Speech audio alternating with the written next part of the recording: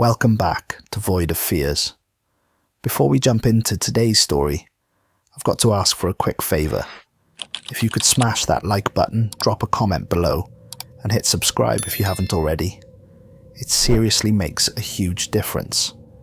YouTube's algorithm loves that stuff, and it pushes my videos to new viewers who might dig these stories too. I really appreciate every single one of you who takes the time to do that. It means the world to me and helps keep this channel growing. Alright, enough of me rambling. Let's dive into today's story. The screen flickers to life with grainy footage from 2047. A massive spacecraft sits on the launch pad, its white hull gleaming under stadium lights. The DSV Odyssey. Humanity's greatest achievement. The first vessel designed to travel beyond the Kuiper Belt, to touch the edges of interstellar space.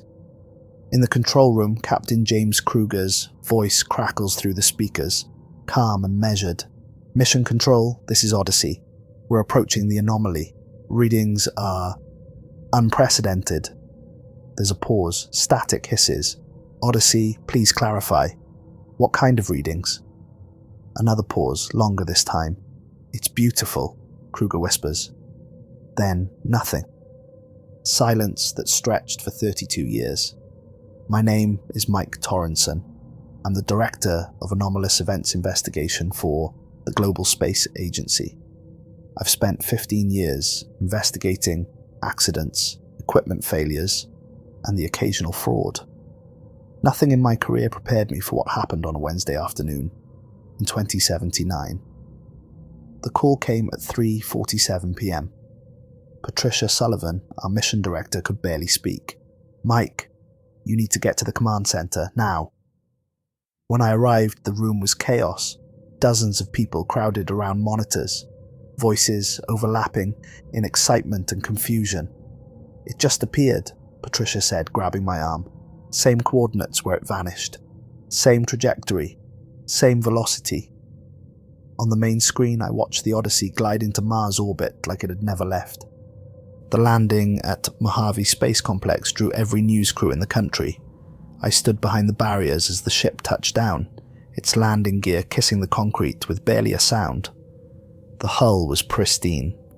No scorch marks, no micrometeorite damage. Nothing to suggest it had spent 3 decades in the void of space. The hatch opened. 6 figures emerged, moving slowly in the bright desert sun. Captain James Kruger came first, his uniform exactly as it had been in the departure photos. Then, Engineer Leah Valentine, her red hair tied back in the same ponytail. Medical Officer David Kimura, Navigator Ella Fontaine, Systems Analyst Robert Ashford, Communications Officer Yuki Strand. All of them unchanged, unmarked by time. The crowd erupted in cheers. The miracle in the desert, the news anchors called it. 6 people, lost for 32 years, somehow returned. But I was counting. Standing there behind the barrier, watching the crew descend the ramp. I counted them. 1, 2, 3, 4, 5, 6, and 7. I blinked, counted again. 6 people. Only 6. But I could have sworn there was something else, someone else, moving between them like a shadow that shouldn't exist in the bright afternoon sun. I shook my head. Exhaustion. I'd been awake for 26 hours straight. Standard protocol required a 14-day quarantine period. We set them up in the observation facility, individual rooms connected to a common area, everything monitored. I conducted the first round of interviews on day 2. Captain Kruger sat across from me in the sterile white room, his hands folded calmly on the table. He looked exactly like the photos from 2047. Not just similar, exactly the same. The same faint scar above his left eyebrow, the same calluses on his palms, even the small coffee stain on his collar that had been visible in the departure ceremony footage. "Tell me what happened after your last transmission," I said. Kruger's eyes focused somewhere past my shoulder. We were studying the anomaly. A distortion in space like a ripple in water. The sensors couldn't make sense of it, so we moved closer. And, I prompted when he fell silent. We entered it. The fold, we started calling it. Everything went dark for a moment, and when the lights came back on, we were somewhere else. His jaw tightened. No, not really. It wasn't a place you could describe. We tried to navigate back, but our instruments were useless. Time felt wrong. We thought we were in there for 3 weeks. Then we found our way out, and you're telling us 32 years have passed. I made notes, watching his expression. He seemed genuine, confused, lost. Captain, do you remember how many crew members are on your ship? 6, including myself. You're certain? He nodded. We've been together for 3 years of training and 3 weeks in the fold. I know my crew. But as he said it, his eyes flickered to the corner of the room. Just for a second, like he'd seen something there. When I turned to look, there was nothing but empty white wall. After the interview, I reviewed the medical reports. Dr. Claire Bingham, our chief medical officer, had been thorough. Blood work, tissue samples, bone density scans. Everything came back normal. Better than normal. Perfect. It doesn't make sense, she told me, pulling up the scans on her monitor. No muscle atrophy. No radiation exposure markers. Their telomeres are exactly as they should be for people in their 30s and 40s. It's like their bodies were put in stasis. She zoomed in on a cellular image. But we don't have stasis technology. I leaned closer to the screen. No, we don't. There was something else in her expression. A hesitation. What is it, Claire? She bit her lip. When I was conducting the examinations, I kept feeling like there was someone else in the room. Like I was being watched. But every time I turned around, it was just me and the crew member I was examining. That night, I couldn't sleep. I kept thinking about the landing, the way I'd counted 7 people when there were clearly only 6. The way Kruger's eyes had darted to that empty corner. The way Dr. Bingham had felt watched. I got up at 2 a.m. and went back to my office. I pulled up the landing footage and watched it again. And again. By the 5th viewing, my eyes were burning, but I couldn't stop. Because each time I watched, I saw something different. The first time, 6 people descended the ramp. The second time, there was a flicker between frames, like someone had edited the footage badly. The third time, I counted 7. The fourth time, 6. The 5th time, I paused the video at the exact moment the crew reached the bottom of the ramp, and there, standing in the middle of the group, was a figure I hadn't noticed before. The image was blurred, like the camera couldn't quite focus. I tried to zoom in, but the closer I looked, the less I could see. My eyes started to water. A sharp pain developed behind my left eye. I looked away, blinking hard, and when I looked back at the screen, there were only 6 people again. The family visit started on day 5. We supervised them carefully, recording everything. Daniel Valentine came to see his wife, Leah. I watched through the observation glass as they embraced. Daniel had aged 32 years. Grey hair, deeper lines around his eyes. Leah looked exactly as she had on their wedding day. They sat together on the couch, holding hands. "I missed you," Daniel said, his voice cracking. "I missed you too. How was the anniversary dinner?" Daniel frowned. "What anniversary dinner?" Leah's smile didn't waver. "Our 25th, last month, the Italian place on 5th Street. You wore that blue tie I bought you." The colour drained from Daniel's face. "Leah, we never made it to 25 years. You disappeared on our 15th anniversary. That was 32 years ago." Leah tilted her head, confused. "But I remember it. The candlelight. The way you ordered the ossobuco, even though you said you were going to try something new. You didn't. You never do. And afterward we walked by the river and you pointed out Orion. And you said you wondered if I could see the same stars from wherever I was." Daniel's hands started shaking. That conversation, I did have that conversation, but it was last month, by myself. Standing by the river alone, talking to the sky, pretending you could hear me. Leah squeezed his hand. I heard you. I was there. Daniel looked at me through the glass, his expression pleading, terrified. I ended the session early. That wasn't the only incident. Navigator Ella Fontaine met with her son Thomas, who was now 19 years old. She congratulated him on his acceptance to Berkeley, described the acceptance letter in perfect detail, knew that he'd gotten the phone call at 2:15 in the afternoon while he was working at the coffee shop downtown. She knew the barista had misspelled a customer's name as Jeff instead of Jeff at the exact moment he'd answered the phone.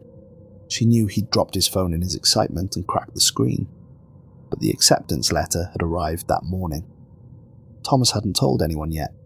He certainly hadn't told his mother, who'd been missing since he was 2 years old.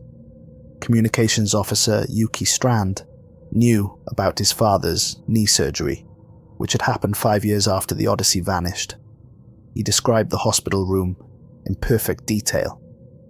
The colour of the walls, pale green, the view from the window, a parking lot with a single oak tree in the centre. The nurse's name, Margaret. The time the surgery had been scheduled, 10:30 a.m. The fact that it had run late and hadn't actually started until 11:45. His father, Harold, sat across from him, tears streaming down his face. How do you know all this? How can you possibly know? Yuki smiled gently. I was there, Dad. I held your hand in the waiting room. Don't you remember? I started a new file that night. Labelled it simply, inconsistencies. But that word felt inadequate. These weren't inconsistencies. These were impossibilities.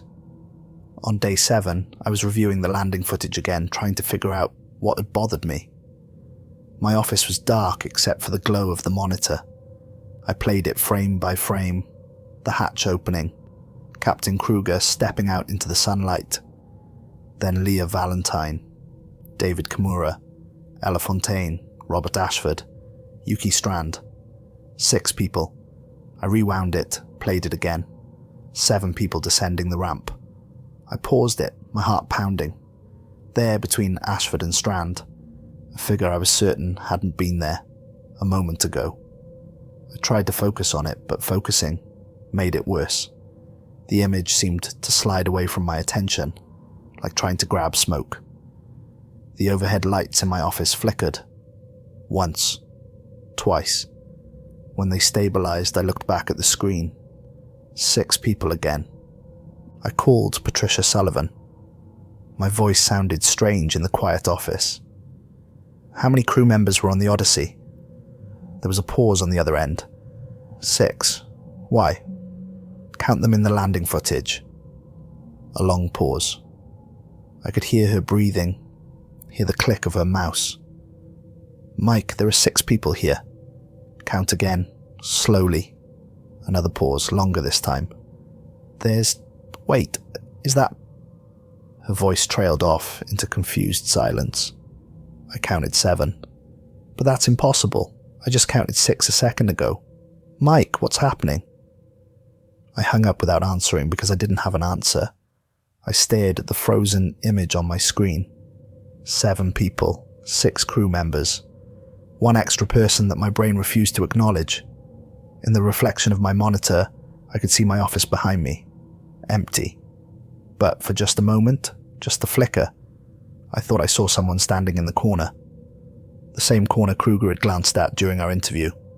I pulled the original mission files.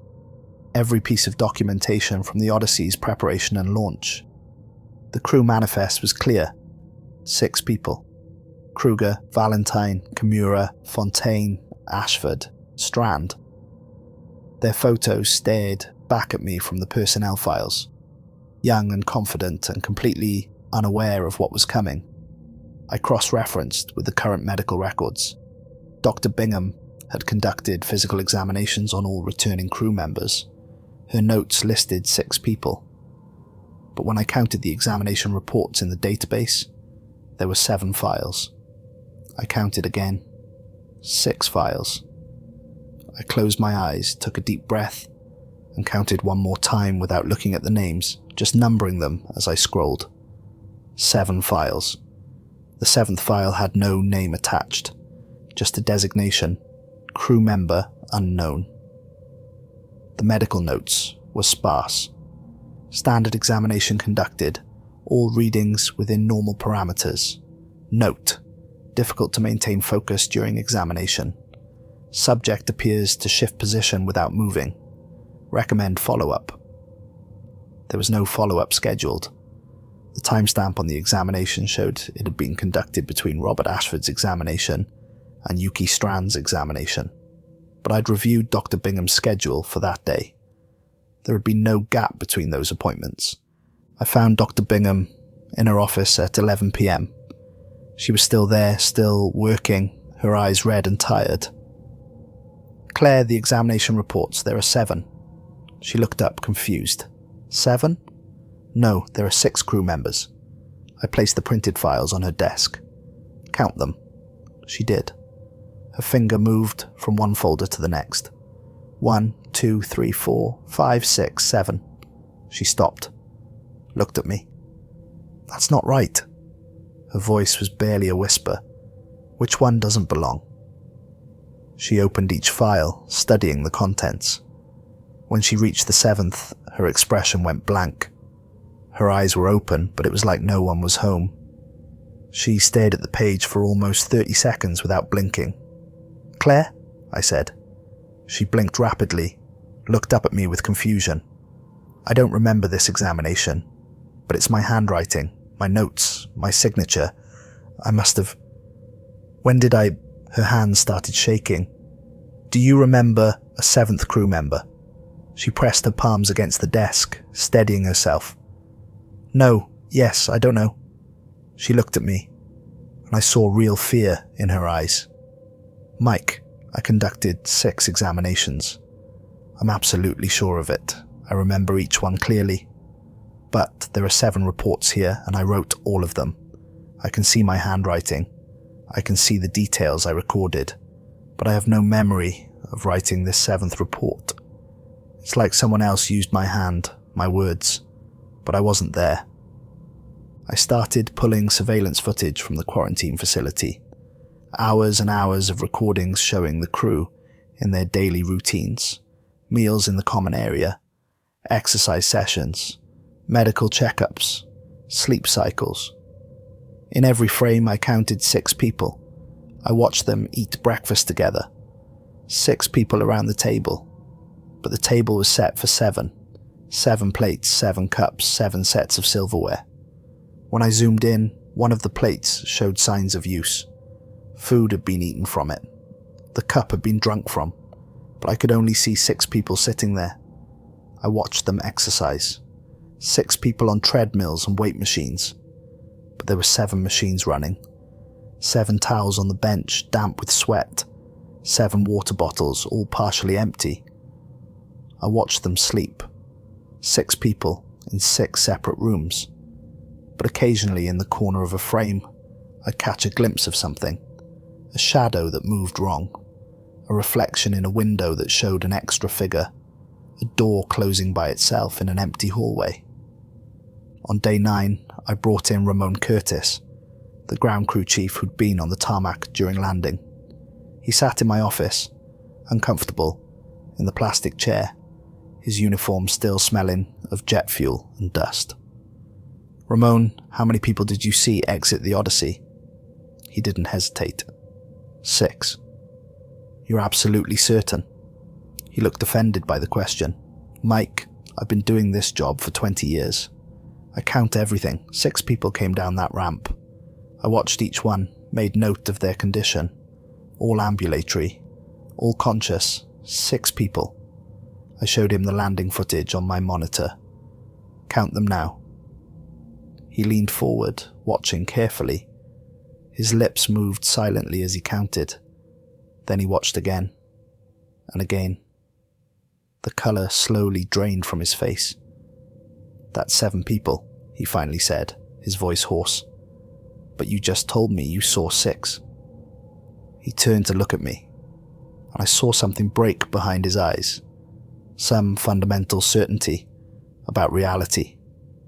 I did see 6. I counted them on the tarmac. I shook each person's hand as they came down. 6 hands. 6 people. I'm sure of it."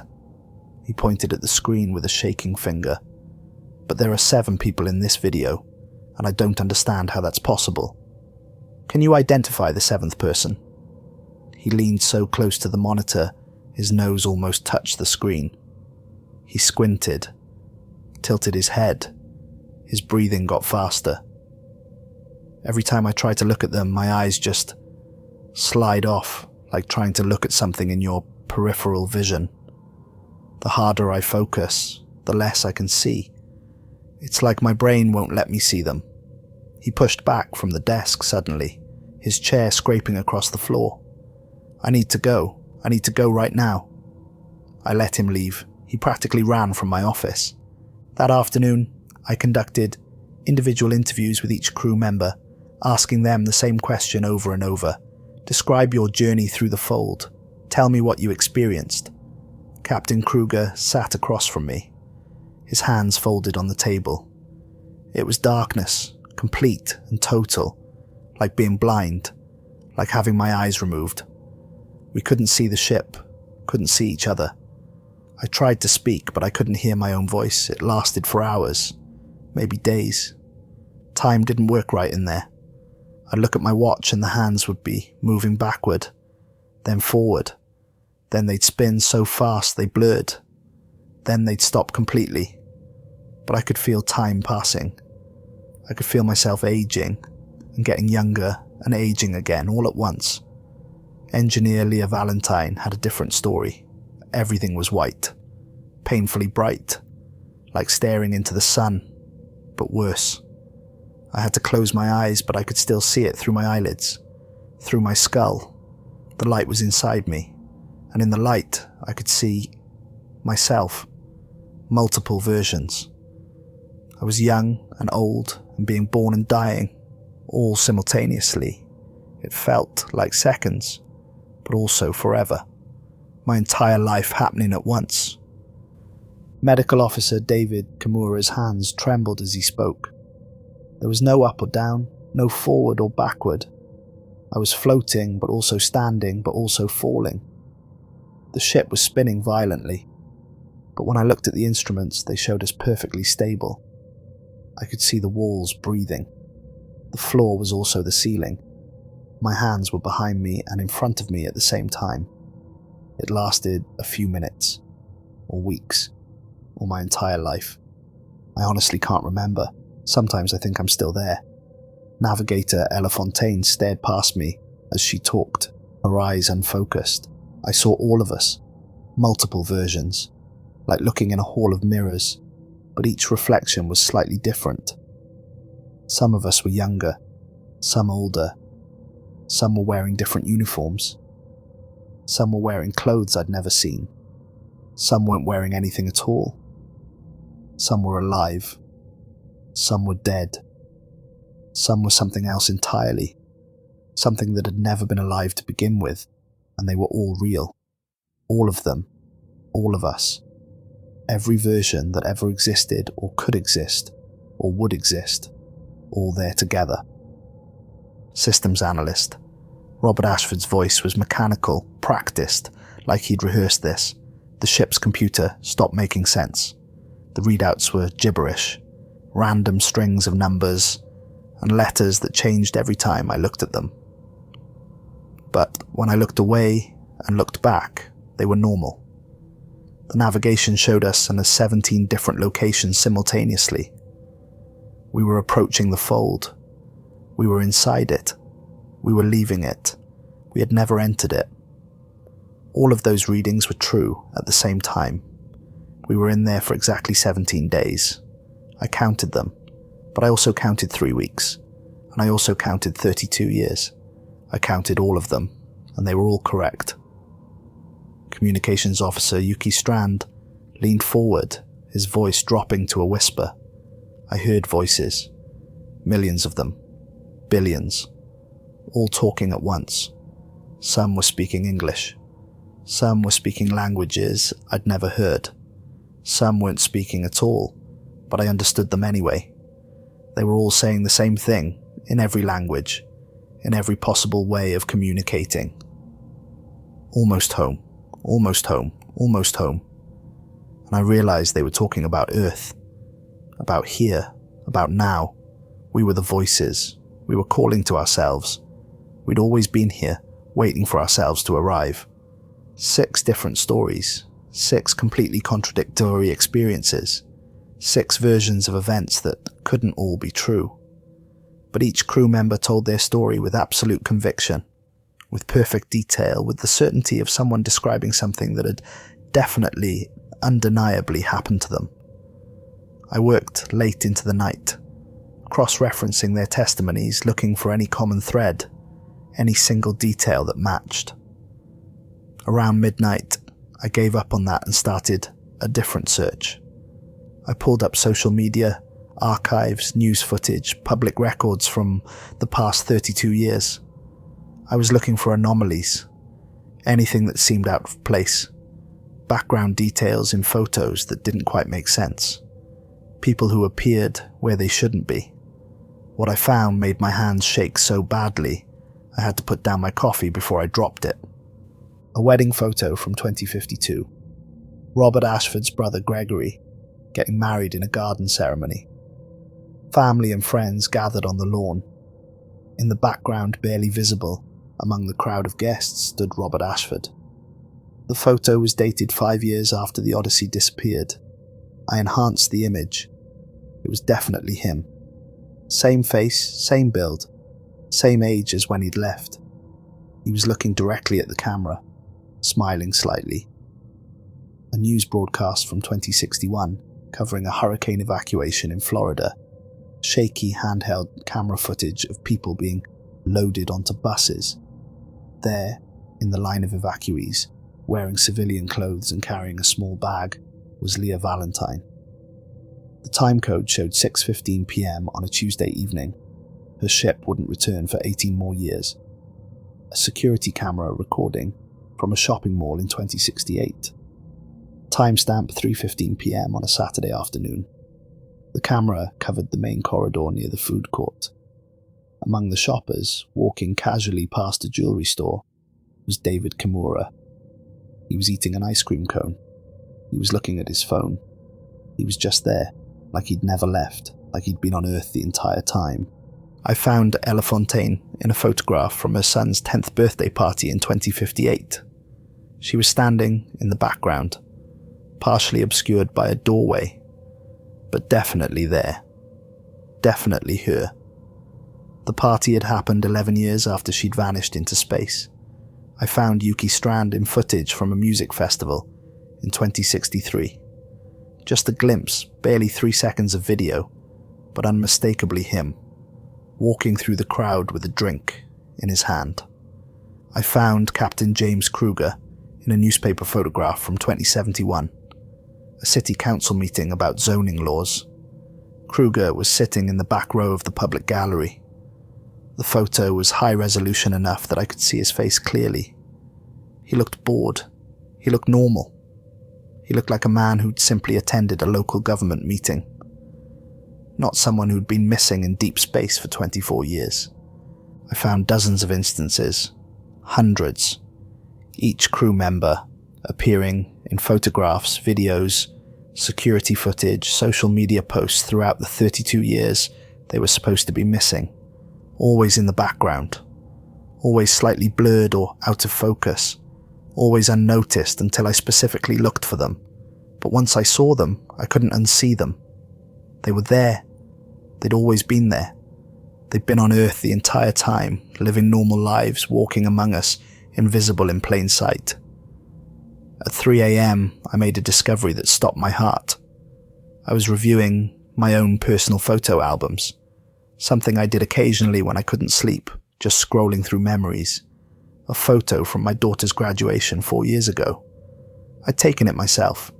Family and friends gathered after the ceremony, and there, in the distant background, Standing near a tree at the edge of the frame was Captain James Kruger, just standing there, watching. The Odyssey had still been missing. I'd never met Kruger at that point.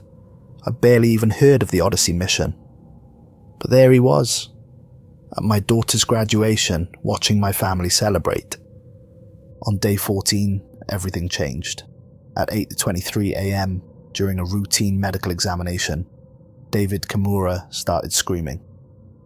I was in my office, 3 cups of coffee deep into another sleepless morning, when the alert came through. Every alarm in the facility went off simultaneously. I ran to the medical wing, my heart pounding, my shoes squeaking on the polished floor. Through the observation window, I watched Kimura thrashing on the examination table. 4 security officers were trying to restrain him, but he was fighting with inhuman strength. His eyes were wide, wild, terrified. "We never left," he was shouting. "Don't you understand? We never left. The fold didn't take us away. It brought us here. We've been here the whole time. We've always been here. We never went anywhere."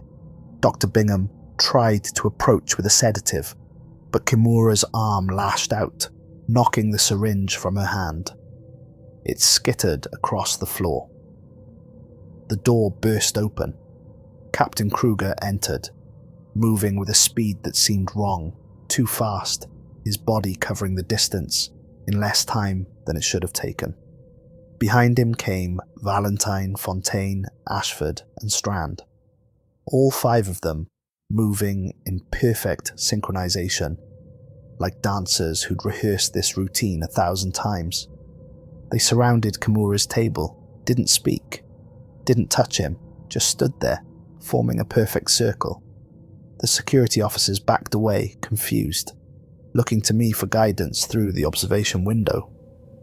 I could only watch. Kimura's screaming stopped instantly. His body went rigid, then relaxed. His eyes were open but unfocused, staring at the ceiling. Then something happened that I've watched hundreds of times on the security footage, and it still makes my skin crawl. All 6 crew members moved in perfect synchronization. Not similar movements, identical movements. They each raised their right hand to their temple, held it there for exactly 3 seconds, fingers splayed in an odd configuration that hurt to look at, then lowered it. The movement was so precise, so perfectly timed, that it looked like a single person being reflected in 6 mirrors. Captain Kruger took the sedative syringe from the floor and administered it to Kimura himself. The crew filed out of the room in single file, moving like they'd rehearsed it, like they were following choreography that only they could hear. Security officer Nina Phelps stood beside me, watching through the glass. Her face was pale. "That wasn't natural," she whispered. "They moved like they were all being controlled by the same thing, like puppets on strings. Did you see their eyes? They were all looking in the exact same direction, at the exact same angle, blinking at the exact same moment." I pulled the surveillance footage and watched it in my office with the door locked and the lights off. When the crew entered the medical wing, they were 5 people: Captain Kruger, Valentine, Fontaine, Ashford, Strand. I counted carefully 5, but in the examination room standing in the circle around Kimura's table, there were 6 figures. The 7th person had joined them. I could see it now, standing between Ashford and Strand. The camera kept trying to focus on it, the image blurring and sharpening in a rhythm that made my eyes hurt. My nose started bleeding. I didn't realize it until I felt the warmth dripping onto my shirt. I paused the footage, enhanced the image, tried to make out any details. It was humanoid, roughly the same height as the others. It wore something that resembled the crew uniform, but the colours were wrong. Too many colours that shouldn't exist together. Colours my eyes couldn't properly process, like trying to imagine a new colour that had never existed before. And its face. I looked at it for maybe 5 seconds before my vision started to blur and my head felt like it was splitting open. It wasn't that the face was horrifying or monstrous. It was that my brain couldn't process what I was seeing, like trying to visualize a four-dimensional object. The information was there, but my three-dimensional mind couldn't interpret it. I looked away, gasping, my hands gripping the edge of my desk. When I closed my eyes, I could still see it, burned into my retinas, like I'd stared at the sun. I didn't try to look at it again. That night, at 2:17 a.m., every alarm in the facility went off simultaneously. I'd been dozing at my desk, my head on my arms, dreaming about endless corridors, where the walls breathed and the floor was also the ceiling. The alarms jolted me awake. I raced to the command center, my heart hammering. Every monitor showed the same thing. All 6 crew members standing in their individual quarters, facing the same direction despite being in separate rooms. They stood perfectly still, arms at their sides, faces blank, perfectly synchronized. "Get me audio," I ordered. The technician's hands were shaking as he flipped the switch. Navigator Ella Fontaine's voice came through the speakers, calm and measured. "The fold is not a place." But it wasn't just her voice. I looked at the monitors. All 6 of them were speaking, different mouths moving, but producing the exact same sound, the exact same words, with the exact same inflection perfectly synchronized down to the microsecond. It was like listening to one voice played through 6 speakers. It's a threshold, and we opened the door. Then they all sat down simultaneously in one fluid motion and went back to sleep like nothing had happened. The timestamp on the recording showed they'd been standing for exactly 3 minutes. The technician looked at me, his face white. "Sir, that's not possible. They're in separate rooms, soundproofed. They can't hear each other. How did they—" I didn't have an answer. I didn't sleep that night, or the next. I lived on coffee and energy drinks, and the growing certainty that I was losing my mind. I reviewed footage constantly, checking records, trying to understand what I was dealing with. The crew appeared normal during the day. They ate breakfast, exercised, read books, watched television. But at night, at exactly 2:17 a.m., they would all stand simultaneously and speak in unison. Sometimes it was the same phrase, "The fold is not a place, it's a threshold," and we opened the door. Sometimes it was different. "We've been here before. We'll be here again. We are always here. The door is open. The door has always been open. The door will never close. Count us again. The number changes. The number is always changing. The number has never been stable." On day 16, I made the decision to interview Captain Kruger again. This time, I came prepared with specific questions, with evidence, with all the photographs and footage I'd gathered. He sat across from me in the same chair as before, but something was different. His posture, the way he held his hands, the angle of his head, small details that added up to someone who wasn't quite the same person I'd interviewed the first time. Or maybe he was exactly the same, and I was finally seeing him clearly. "Captain Kruger, I need you to be completely honest with me. What really happened in the fold?" His expression remained neutral. "I told you. We entered an anomaly. We got lost. We found our way back." "That's not the whole truth, is it?" "What makes you think that?" I pulled out the photographs, spread them across the table between us. "Because your crew appears in photographs throughout the past 32 years. Because medical records show 7 examinations when there are 6 crew members. Because all of you move in perfect synchronization when you think no one's watching. Because I found you in a photograph from my daughter's graduation 4 years before your ship returned." Something flickered in his eyes. Fear. Real, genuine, human fear. For just a moment the mask slipped, and I saw the man underneath, terrified and trapped. "Director Torrenson," he said quietly, leaning forward. "I need you to listen very carefully. What I'm about to tell you is the truth, but it won't stay the truth for long. Do you understand?" I nodded, not understanding at all. We made contact in the fold. His voice was barely above a whisper. Contact with what? We don't know. Something that exists outside of linear time. Something that experiences all moments simultaneously. Past, present, future, all happening at once. It showed us its world. A place where everything that ever was and ever will be exists in the same eternal moment. I leaned forward. What did it want? Kruger's hands started shaking. He clasped them together, trying to hide it, but I could see the tremors running through his arms.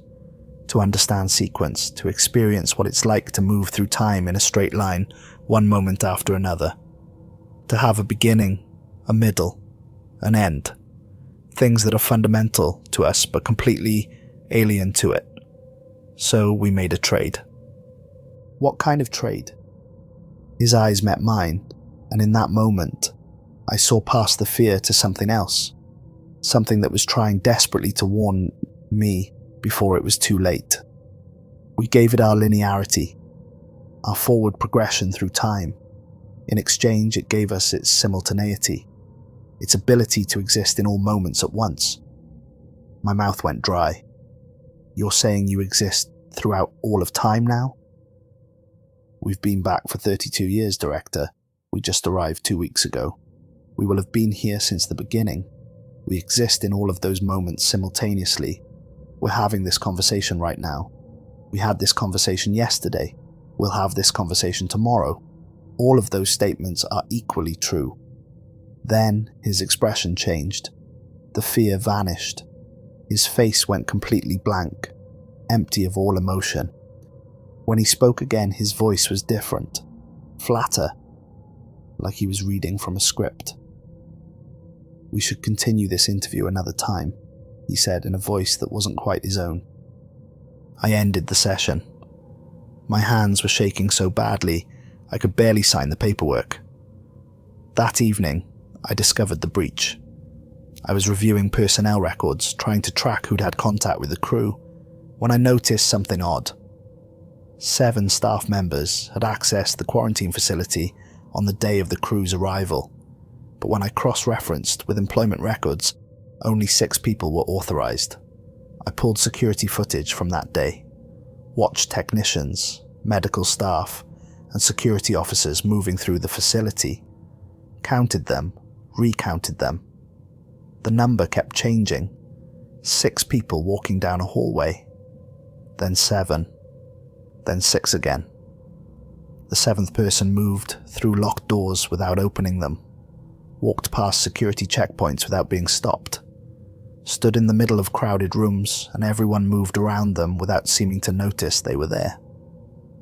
I found Officer Dennis Shaw, who'd been manning the main security checkpoint that day. He was in the break room, eating a sandwich, looking exhausted. Dennis, I need to ask you about the day the crew arrived. Do you remember seeing anyone unusual?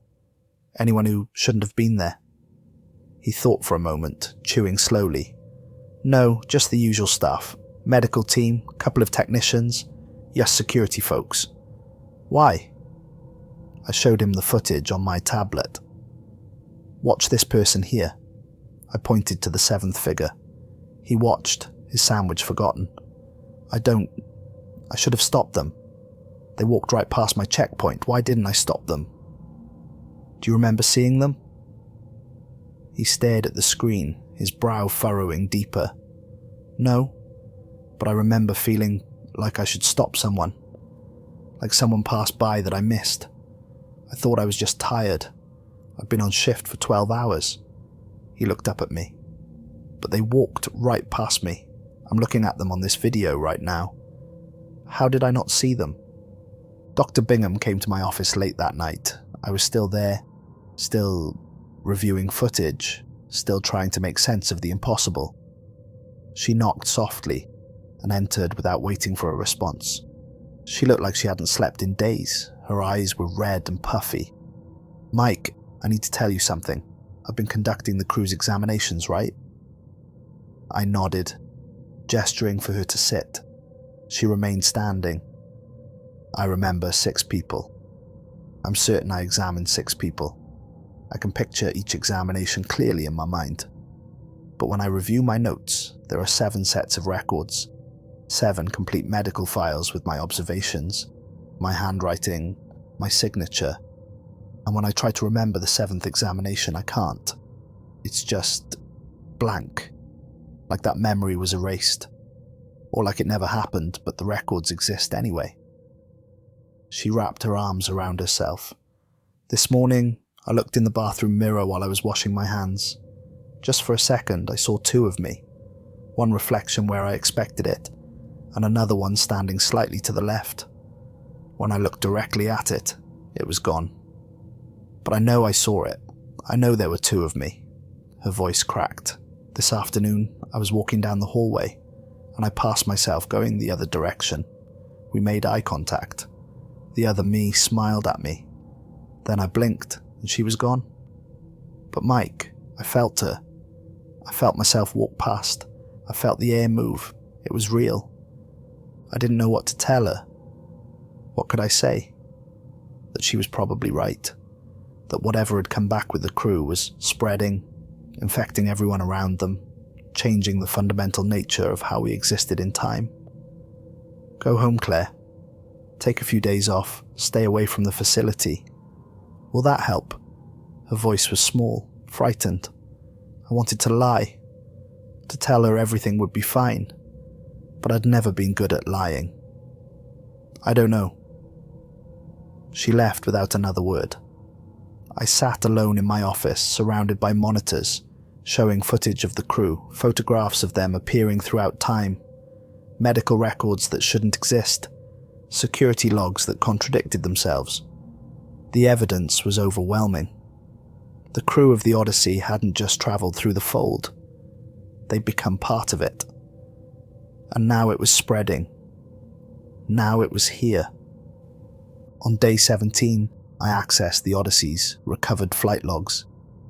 The ship's AI had continued recording throughout the entire journey.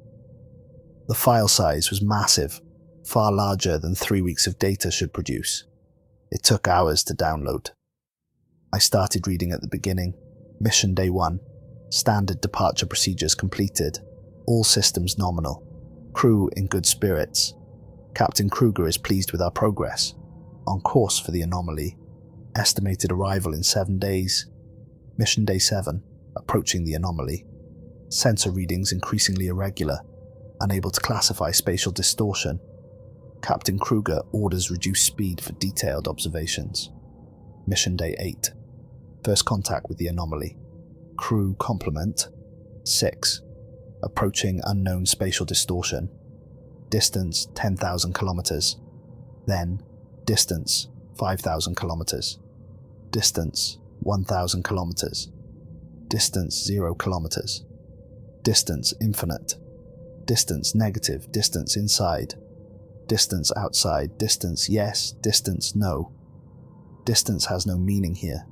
Distance is meaningless. Distance never existed. Distance has always existed. All statements are true. Mission Day 9. Crew complement.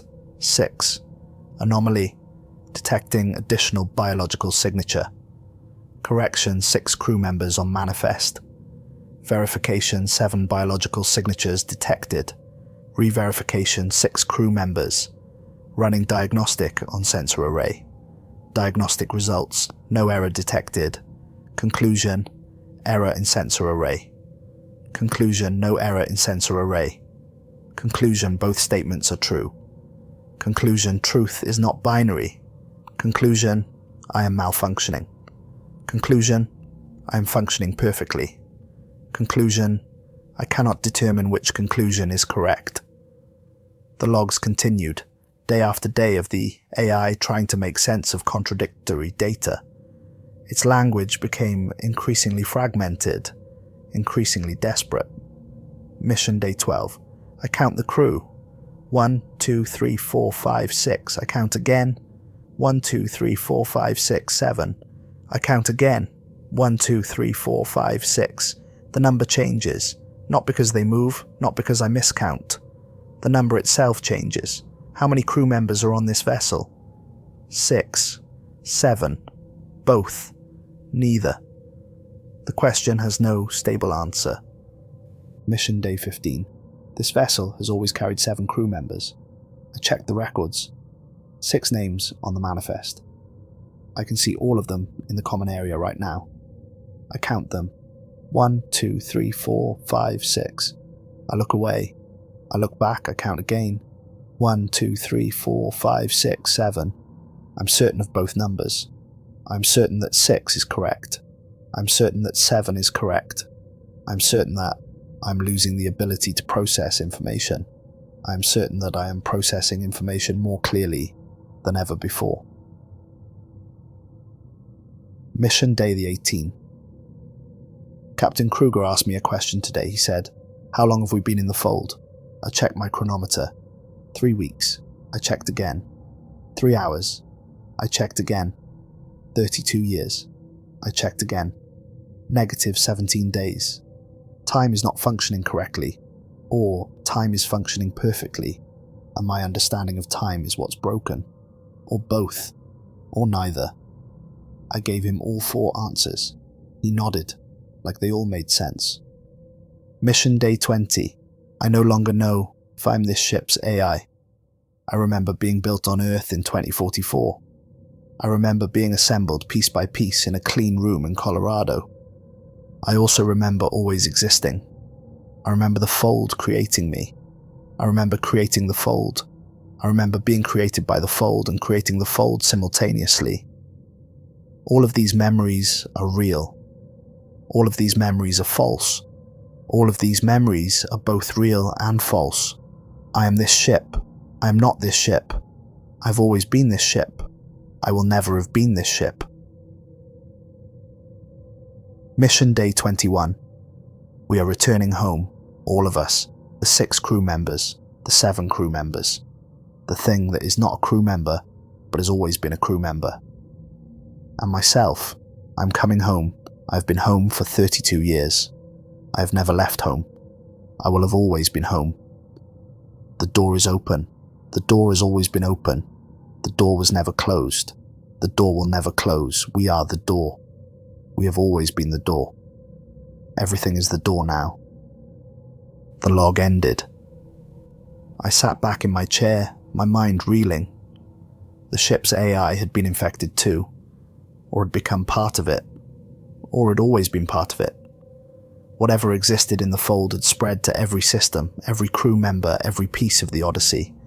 The ship itself had become part of the fold, and now it was here, parked at our facility, sitting on our planet. The door was open. I made a decision. It was probably the wrong decision. It was probably the decision that would doom me. But I needed to know.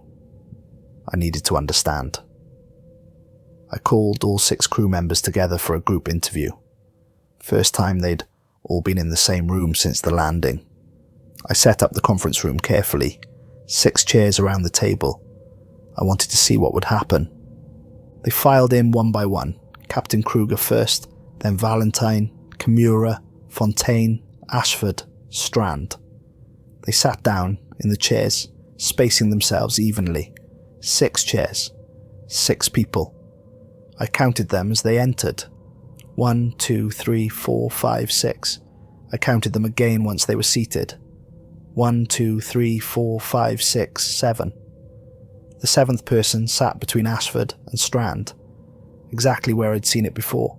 This time, I kept it in my peripheral vision, didn't look at it directly, just acknowledged its presence. "I need to know which one of you is the 7th, I said, trying to keep my voice steady. All 7 of them turned to look at me. 7 pairs of eyes. 7 faces with the exact same expression. 7 sets of hands folded in exactly the same way on the table. "We all are," they said in perfect unison, the sound of 7 voices speaking as one made every hair on my body stand up. It wasn't harmony, it wasn't echo. It was one voice being produced by 7 mouths simultaneously, perfectly synchronized, utterly inhuman. Captain Kruger spoke alone, breaking away from the group voice. The fold doesn't exist in one point, Director. It exists in all points, in every moment, in every place, in every possible configuration of space and time. When we touched it, it touched everything we've ever been and will be. We didn't bring something back with us, we became something else, something that exists across all moments simultaneously. What are you now? I asked. Kruger smiled. It wasn't a comforting smile. We're the threshold, the door between linear time and simultaneous existence. We've always been this. We just didn't know it until we went looking. The fold didn't change us. It showed us what we already were, what everything already is. The seventh figure stood up. I'd been avoiding looking at it directly, but now I forced myself.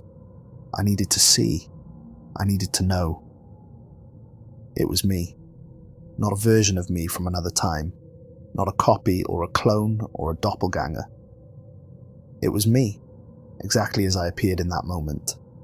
Same clothes, same posture, same small coffee stain on my shirt from this morning. Same tired eyes from too many sleepless nights. Same scar on my knuckle from where I'd cut myself on a broken coffee mug last week. But its eyes. When I looked into its eyes, I didn't see my reflection. I saw every moment of my life simultaneously. I saw myself being born. I saw myself dying. I saw myself in this room. I saw myself somewhere else. I saw myself everywhere and nowhere, all at once. It spoke with my voice, with my exact voice, not an imitation but the genuine article, pulled from my throat by something that shouldn't be possible. You're beginning to understand now. I stumbled backward, my chair clattering to the floor. The thing wearing my face, being my face, smiled. We're not invading you, Director Torrenson. We're not taking over. We're not conquering, or consuming, or destroying. We're showing you what you already are, what everything already is. You exist in this room right now. You also exist in the moment of your birth. You exist in the moment of your death. You exist in every second between. You exist in moments that haven't happened yet. You exist in moments that will never happen. You just can't see it because you're trapped in sequence, moving forward, one moment at a time, experiencing only the thinnest possible slice of your own existence. This is impossible, I managed to say. It's already happened. All 7 voices said in unison. It's happening now. It will happen. It has always been happening. It will always be happening. All true statements. All describing the same reality from different perspectives. The other 6 crew members stood. They moved toward me, not threatening, not aggressive, just calmly, inevitably, like water flowing downhill. The fold isn't a place in space, Director, Captain Kruger said. It's a crack in the sequence of existence. A place where the illusion of linear time breaks down, and you can see the truth. Everything exists simultaneously. Past, present, future, all just human constructs to help us process the eternal now. And once you see through that crack, once you glimpse the truth, you can never unsee it. You realize you've always been on both sides of the door. They surrounded me. 7 people. 8 people. The number kept shifting. Do you want to understand? They asked in my voice, in Kruger's voice, in all their voices simultaneously. I ran. I bolted from the conference room like a coward, like a child fleeing from monsters under the bed. Down the hallway, past security stations, past startled technicians who called after me. Alarms blared. Voices called my name. I didn't stop. I made it to my office and locked the door. Pulled up the surveillance footage with shaking hands. The conference room showed 6 people sitting around the table. Just 6. Empty chairs between them where the 7th and 8th had been. But I'd seen them. I'd spoken to them. I'd looked into my own eyes and seen eternity staring back. I pulled out my emergency access codes and started uploading everything to the secure server. Every file, every piece of footage, every interview recording. I encrypted it all, with a code only director-level staff would know. Then I sat down in front of my computer and started recording this message. My final report. My warning to whoever comes after me. If you're watching this, I've made my decision. The crew of the Odyssey didn't return from the fold. They became part of it. And now it's spreading.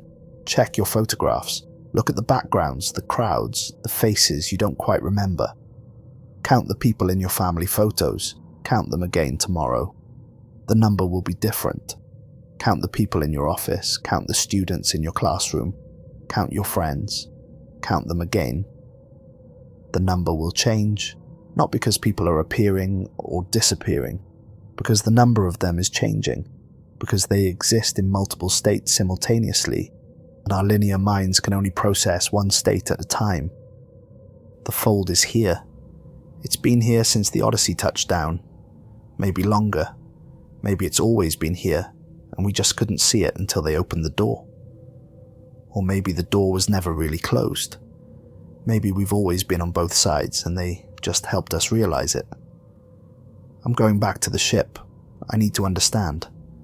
I need to know if there's a way to close the door, or if the door can't be closed, or if closing the door doesn't mean anything because the door exists in all states simultaneously, open and closed and never having existed at all.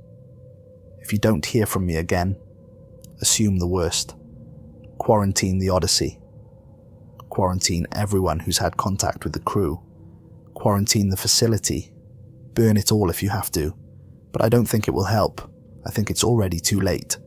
I think it was always too late. Check your photographs. Count the people in your life. The number will change. It's already changing. It has always been changing. You just couldn't see it until now. I'm leaving my office now. It's 11:47 p.m. The facility is quiet. Most of the staff have gone home. I'm walking through empty corridors. My footsteps echo. Or maybe those aren't my footsteps. Maybe someone is walking behind me. I turn around. The hallway is empty. I keep walking. The security station is unmanned. That's not right. There should always be someone here. I check the sign-in log. 7 names for tonight's shift. There are only 6 positions. I keep walking. The exterior door is ahead. Beyond it, the landing pad where the Odyssey sits waiting. The door opens before I reach it. I didn't touch the handle. It just opened. Like it was expecting me. Like it has always been waiting for me to arrive. The desert air is cold. Above, the stars are brilliant. I can see Orion, the belt, the sword, the nebula. I remember my daughter pointing them out to me when she was young. I remember Captain Kruger standing at my daughter's graduation, watching from a distance, already knowing this moment would come. Already here, in this moment, walking with me toward the ship. The Odyssey's hatch is open. I don't remember it being open. Warm light spills out onto the concrete. I climb the ramp. My hand touches the railing, and it feels familiar, like I've touched it 1,000 times before. Like I've always been climbing this ramp. Like I never stopped climbing it. Inside, the crew compartment is exactly as I imagined it. 6 stations arranged in a circle. All 6 crew members sit in their original positions, exactly as they must have sat during the journey. Waiting. They turn to look at me as I enter. 7 pairs of eyes. "We knew you would come," they say, not in unison this time. Their voices overlap, slightly out of sync, creating an echo that shouldn't be possible in the small space. "I need to understand," I say. My voice sounds small. Captain Kruger gestures to an empty chair in the center of the circle. "Then sit. We'll show you." I sit. 7 people in the crew compartment. Then 8. The number keeps shifting depending on how I count, depending on which moment I'm experiencing, depending on which version of reality I'm perceiving. "The fold isn't something we found," Kruger says. "It's something that found us. It's been looking for a way through, a way to experience time the way we do. Linear, sequential, one moment flowing into the next, That's beautiful to something that exists in all moments simultaneously. That's miraculous. And you let it in, I say. We didn't let it in, Valentine says. We became it. We became the doorway, the threshold between linear existence and simultaneous existence. And now everyone who touches us, everyone who sees us, everyone who tries to understand us, becomes part of the doorway too. I look at my hands in my lap. In the strange light of the crew compartment, I can see through them, just slightly, like looking at something through gauze. My skin is there, but it's also not there. I'm sitting in this chair, but I'm also standing. I'm also walking up the ramp. I'm also still in my office. I'm also at my daughter's graduation, watching a younger version of myself take photographs. All of these moments existing simultaneously. How long have I been part of this? I ask, though I already know the answer. Since the moment you watched the landing footage, Fontaine says. Since the moment you counted 7 people when there were 6. You saw through the crack, Director, and once you see through, you can never unsee. The door opened for you. The door has always been open for you. You've been on both sides since the beginning. I close my eyes. Behind my eyelids, I can see everything. Every moment of my life spread out like a map. I can see myself being born. I can see myself learning to walk. I can see my first day of school.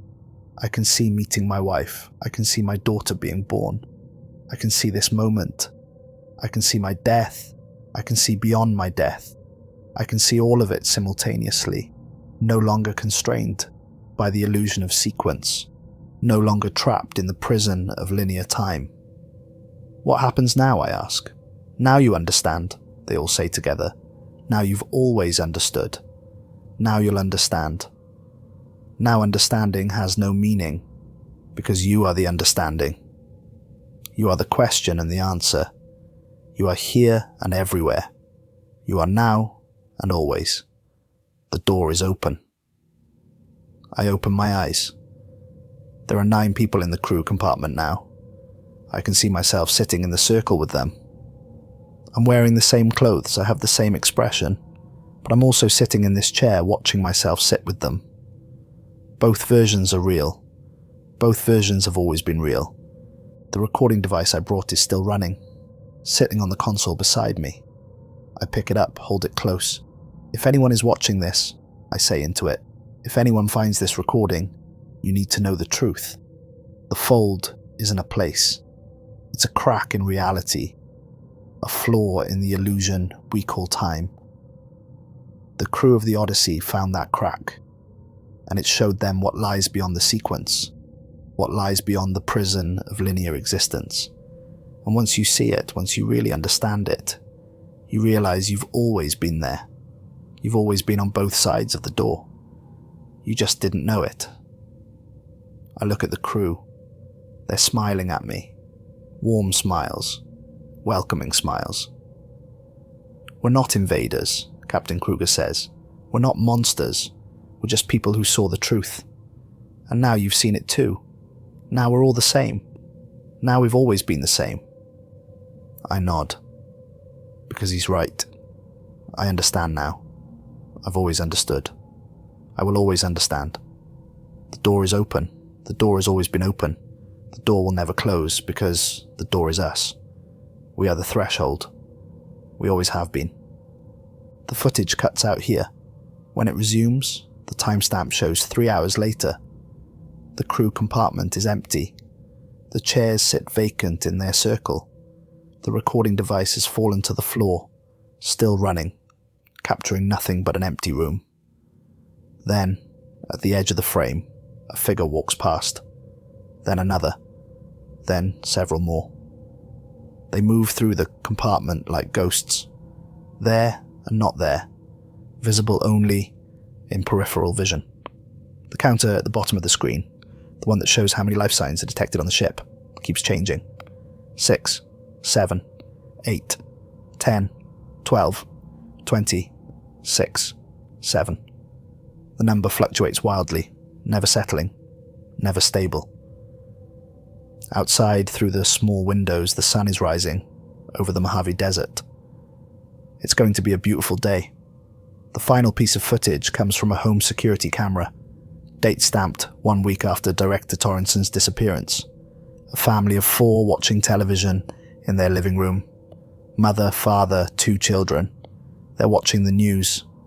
The news anchor is talking about the Odyssey situation, about the quarantine, about the investigation. In the reflection on the television screen, there are 5 people in the room. The family doesn't notice. One of the children laughs at something. The parents smile. Normal. Everyday. Comfortable. The camera glitches. A brief flicker of static. In the next frame, there are 6 people reflected in the television screen. Then 7. Then the number becomes fluid, impossible to pin down, shifting with each frame. The family keeps watching. They don't see the extra reflections. They don't notice that the number of people in their living room is changing. They don't realize they're on both sides of the door now. None of us realize. Not until it's too late. Not until we're already part of it. The transmission ends with audio only, pulled from deep space communications. The Titan survey station, the Europa mission, the Proxima Centauri expedition, all reporting anomalies near their coordinates, all describing distortions in space, folds in reality, cracks in the sequence, all requesting permission to investigate. The final transmission comes from the Armstrong station, currently orbiting Neptune. The voice is excited, curious, completely unaware. Mission Control, we found something. A spatial distortion, just like the one the Odyssey encountered 32 years ago. It's beautiful. The readings are incredible. We're going to take a closer look. We're going to get as much data as we can. This could change everything we know about space-time. We're approaching now. Distance 10,000 kilometers. Distance 5,000 kilometers. Distance 1,000 kilometers. Distance... static. Then a voice. Multiple voices speaking as one. The same voice that came from the Odyssey crew. The same voice that will come from every crew that touches the fold. We're almost home. We've always been home. We will have been home forever. The door is open. The door has always been open. The door is everywhere now. More static.